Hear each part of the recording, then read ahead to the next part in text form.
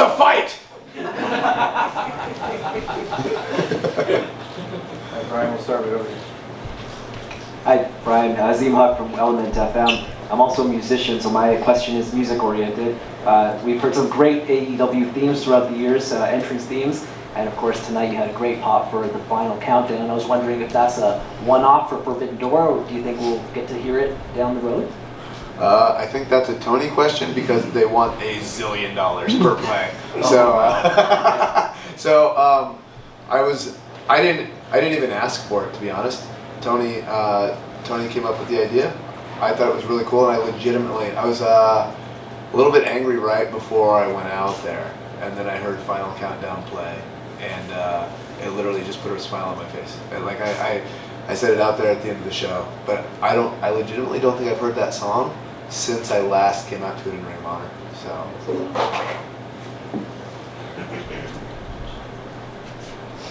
It's McCulley from Rock 95 in Barrie, Ontario. When you've got you and Okada on paper, dream match, and a blank canvas to paint, how much consideration did you have to put into considering what else was on the card and painting the picture of the whole show? How much different could it have been? How bigger could it have been? Or was there any consideration to what other people were doing on the show before the show got to you guys?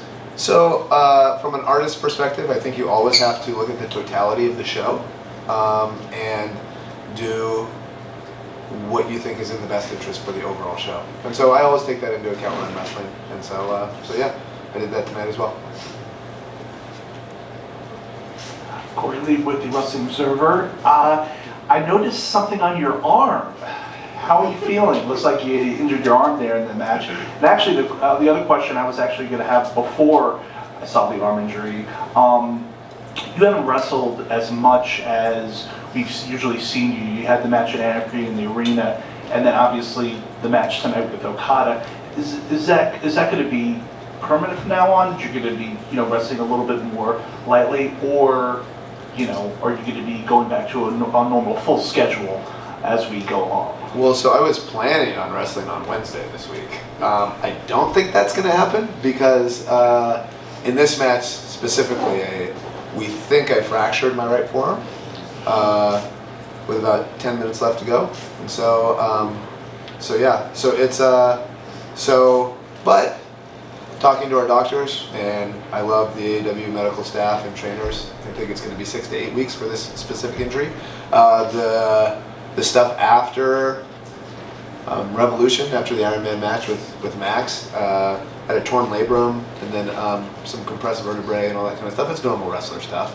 I'm fine, but we just thought from a precautionary measure. That's one of the things that I love. I love our medical staff. Like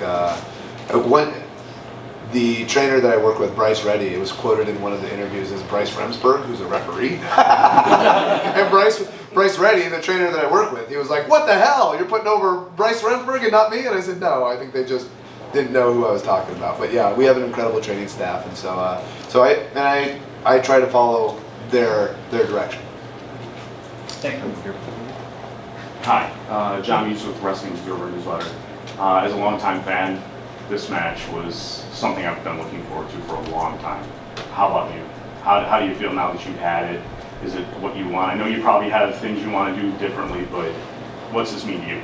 So it's interesting because this is a match I've been looking forward to for a long time. When I was in WWE and Okada was first making his name and doing that series with Tanahashi and all that kind of stuff, and just having these incredible title runs and incredible matches, and I was like, gosh, I'd love to wrestle that guy, and I just never thought it was possible, right? I never thought it was possible. And then Tony started up AEW, and it actually happened tonight. And it's interesting because is there something I would change about the match tonight? I don't know. One of the things, sometimes when you do things that are really hard, you feel more accomplished doing them. For example, I pretty much knew I had fractured my forearm. And you can stop or you can go. And some of my favorite moments in my career are times when I've chosen to go. And tonight I chose to go, and I don't regret it at all. Thank you. Hi, Brian, Joel Pearl with Fightful.com. 5 years ago, speaking of WWE, a lot of people were wondering, were you going to stick around, were you going to leave, and possibly even appear at the first All In show back in 2018. Well, today you faced off against Kazuchika Okada, and that was a match that people were clamoring for at one time, including yourself. Now that you've done it, now that you've gone through Kazuchika Okada, I should say, is there anyone else left on the Bryan Danielson bucket list of opponents? I mean, so many people that it's unfair to name them all. But to be honest, I kind of want to wrestle Okada again and break his arm. That it seems like fair play, right? Like I love what I do, and I think the worst thing that you can do is you can take it away from me. And even taking it away, like I saw the BCC Elite match tonight, and I saw Ishii beat Wheeler Yuta. One, I was pissed at Wheeler. I'm going to slap him later with my left hand. But then what it really made me want to do is, you know what, I want to fight that guy next. You know what I mean? And so, and now it's going to have to be 6 to 8 weeks if we can even get him over here. It's the G1 coming up soon and all that kind of stuff. And so it's like, so that puts me in this mindset of, okay, would I rather wrestle Ishii or would I rather wrestle the guy who's put me out for 6 to 8 weeks and just honestly just try to end him, you know? Like there's something very gratifying to that, and especially when people call him the greatest wrestler of a generation, when I think that's very debatable. Hi Brian, Amos with Slam Wrestling. I just wanted to ask you, again, back to your match with Okada, you just mentioned you'd love to do it again. It seems like this match has this kind of aura to it where it really is the marquee. Of course it was the marquee tonight, our main event. Seeing that you want to face him again, how would you spice things up, or would you be interested in seeing certain stipulations brought upon future encounters, if ever? I feel like this could be the start of a real trilogy, or if not, more matches between you and Okada. Yeah, I mean, I don't really worry about those kinds of things, honestly. As far as I just love wrestling, and I love wrestling the best people in the world, and I'm very thankful. You know, I mentioned it out there a little bit after the show, but I think this is a great point to bring up, that how grateful I am that we have New Japan Pro Wrestling as partners, right? Because when you look at the show that we did tonight, and it's incredible, right? Up and down the card, incredible match after incredible match with incredible wrestlers. And when have you seen two companies work together like this in a way that's so selfless, that's absolutely best for the wrestling fans, right? Like that's unbelievable. So, you know, that's just kind of my perspective. I don't look at like, oh, I want to have a trilogy of this or whatever it is, as far as, you know, storytelling or whatever it is. I'll do whatever Tony asks me to do, right? And I have people that I'd like to wrestle and some payback I'd like to get, but you know, but yeah, there's so many great talented wrestlers in New Japan Pro Wrestling that I'd love to wrestle any of them. Right here, Brian. Hi Brian, my name is Lex Tan. I'm from Ringside Heat, News Talk Saga 960 AM. First thing is a personal thing. Thank you for saying years ago, fight for your dreams and your dreams will fight for you. So thank you very much for that. It's something that always will be with me. My question here is that you had an insane ovation here today with, as you mentioned, at the main event after 15 matches that we had here today. So just great wrestling from everybody. How hard was it for you and Okada to follow up Omega and Ospreay, considering the ovation they got? I didn't want to follow them. Ask Tony. I was like, I don't want to follow these guys. But you know, you have to put a lot of that aside, right? And then, you know, what's really interesting. So I was angry a little bit before my match over something, you know, unrelated to wrestling, and then Final Countdown hit, and it just brought a smile to my face. And then, you know what was interesting is that as I was out there, you know, last week was Father's Day, right? Last Sunday in the United States, it was Father's Day, and it was weird, this reaction I got internally when the money dropped, because a lot of people think that that's cool, right? They think it's super cool. I come from a relatively poor area, right? And my dad, like, he never made much money. And this is a place that rains 82 inches a year. You know, the sky is gray, sand is gray, the ocean is gray. And my dad had to work his ass off his entire life and never got to see, he always wanted to see a white sandy beach, and he never got to see it until, he passed away. And so I see that, and it comes out, and it's like this gaudy entrance where it's dropping money, and it's the Rainmaker and all that kind of stuff. And there was something inside of me that was just like, and people think it's cool. You saw a whole arena cheering. And it made me angry because being poor as a kid made me feel less than, right? And so to see people who you may look up to come out, and all of a sudden there was this fire in me. And I was just like, you know what? I'm gonna kick this guy's fucking ass. And so yeah, that's, I wasn't thinking, at that point, I wasn't thinking about having to follow Kenny and Will or anything like that. I was thinking about, okay, I'm here to do a job, and I'm gonna do it as best as I can.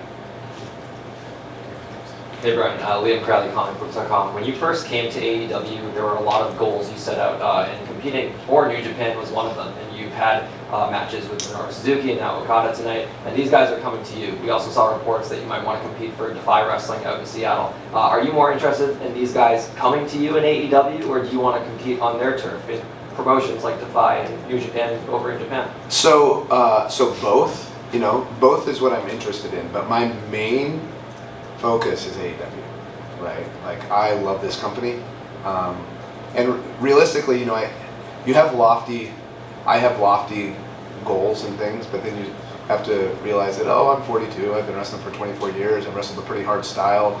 Is it smart for me to do the G1? And I was like, yeah, maybe not, you know what I mean? And so it's like, as much as I would love to wrestle for Defy, because it's in Seattle, in the kind of the same area that I'm from, is it worth the risk, right? Because anything can happen on any given night like this, right? So yeah, right now my main focus is doing my best for AEW and making AEW the best place it can be. Thank you. Best two over there. John Pollock from Post Wrestling. This is a question actually for both of you concerning the Kenny Omega Will Ospreay match, assuming that you did see most of the match, Bryan. In the match, we see this Tiger Driver 91 that Kenny takes, and he's coming down like right on his head. And I'm just curious your perspective, as you're just mentioning, asking, is this smart? And the expectations are so high now for the audience, especially for a match like that, a match like yourself and Okada, and you're dancing so close to the line that when you see something like that, of how close you're going to, a terrible potential outcome, just how you view something that riskful in a match. Yeah, it's a really interesting question in the sense of you have to skate that line, right? You have to.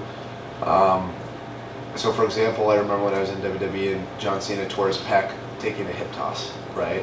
And so there are these things. So, and I think this is where I go and I talk to our doctors legitimately before matches, and I say, like, hey, what do you think about this? Or what do you think about this? Can I do this, right? And they are very frank with me as far as saying, like, no, you cannot do that.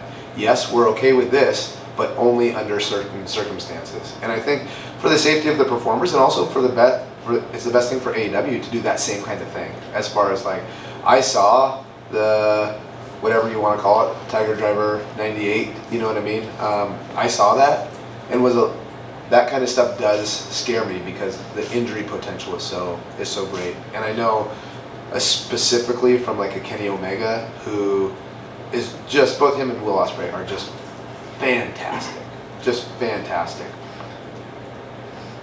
Was it worth it? You know what I mean? Did it actually make the match better? Or is it just risking part of their career? And I don't have the answer for that. You know what I mean? Like, we all did things. I did things to get noticed that I wouldn't do today, right? And so, I mean, you just have to balance those things, and those are two very driven men about wanting to put on the best pro wrestling matches they can. So I don't think it's my responsibility to say who should do what, because I've done some pretty stupid things in my career.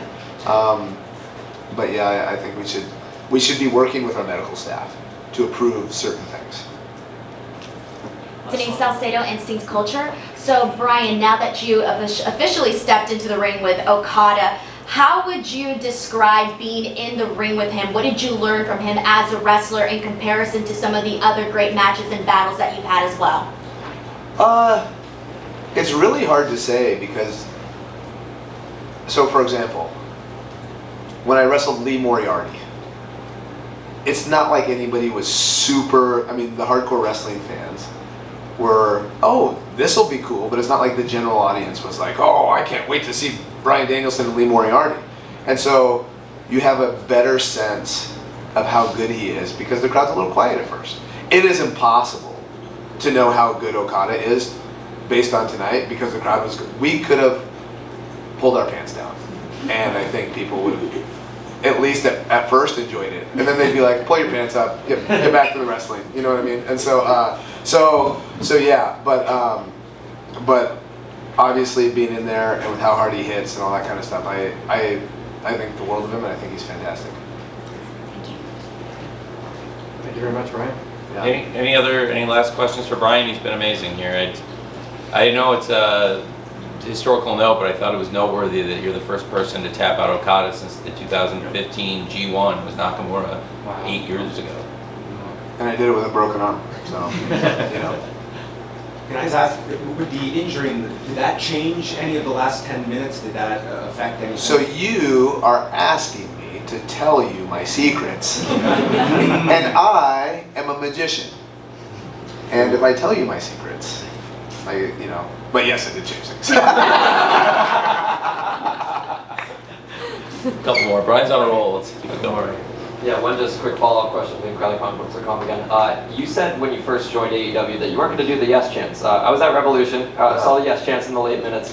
We saw them again tonight. Is that a spur of the moment thing, or are you kind of going into matches where you're like, this is where we want to bust it out? Well, tonight was spur of the moment only because, going back to the last question, I was incapable of doing some of the things that I would have liked to do.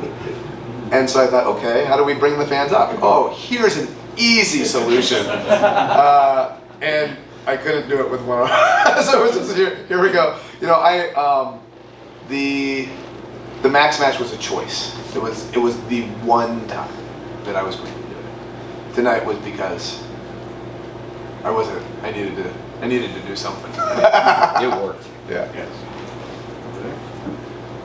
Kate with Fightful. Thank you so much for tonight's match. It was a privilege to watch. We also got to see you and Kenny at Arthur Ashe. We get this dream match as well. Before you guys even lock up, in both of those cases, there's kind of these breathing moments, and you seem so in the moment. You mentioned you kind of had a flurry of emotions, angry beforehand and then reacting to Okada's entrance. In that specific moment, are you thinking of anything in particular, or are you just taking it in? So I have gotten very good later in my career as far as just feeling everything.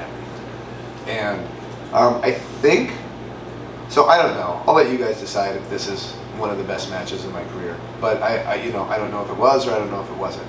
But from a feeling perspective, it felt special. And just as I'm talking about it now, you'll see I'm getting goosebumps. And that's, it's part of actually my meditative practice as far as like working on experiencing, because how many times do we go through life and we're in this moment that, okay, these things are supposed to make us happy, but we don't take the time to actually enjoy them. I love what I do. I love the fact that I just got to go in front of a sold out arena here in Toronto and wrestle one of the greatest wrestlers on the planet. And I love the fact that this fan base knows who Okada is, and they treat it like two of the greatest wrestlers on the planet. And that's something I don't want to take for granted.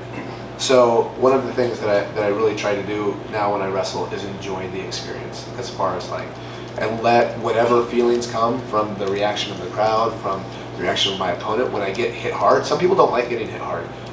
To me, it makes me feel alive. And so yeah, so I try to be in the moment as much as possible. Hi, Hamza Haq, actually for Bryan. You mentioned that when you were younger, you would take risks that you wouldn't take today. And you also said that you try to toe this line between when you say no or when you say go. Having had wrestling taken away from you once previously and having had to retire, does that strengthen your resolve to go when the question of potentially saying no comes across? It's interesting. I think sometimes it strengthens my resolve to say go, but like when I got my last concussion at Anarchy in the Arena last year, it was very much, okay, we are waiting. And AEW was great. Tony was great. You know, that was a hard time for the company because I had gotten hurt, Adam Cole had gotten hurt, Punk had gotten hurt. There were a lot of injuries. I have been in places where they've rushed people back from concussions, and this place is not that. And I'm very grateful to be that. I'm very grateful to be here, and I'm very grateful that our doctors encourage me to be, no, we need to wait until absolutely we know for sure that you're okay. Now, one more question in regard to the injury. When did it actually happen, and how did it happen, basically?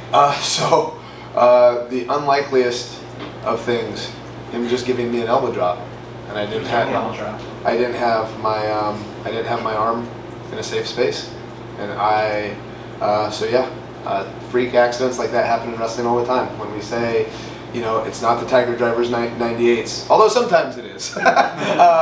But it's not. It's usually not those. A lot of times it's something that somebody's done 10 million times and never hurt anybody with it, and then all of a sudden, freak accident happens. Thank you, Brian. One more over here. Hey Brian, John Jackson from TalkSport in the UK. So I'm going to ask the obvious question. I've just checked the calendar. 8 weeks time, Wembley Stadium, same weekend. You mentioned that you want to wrestle against, you know, the greatest in the world. There are some great British wrestlers on the scene. We've seen two tonight. Are those two? Zack Sabre Jr. Who else? Will Ospreay. Oh, that's right. He's pretty good. So either of those two, you know, if Tony would allow it again, because you know they don't work for this company, would they be on your hit list? Yeah, for sure. I mean, I wanted to wrestle Zack for a long time.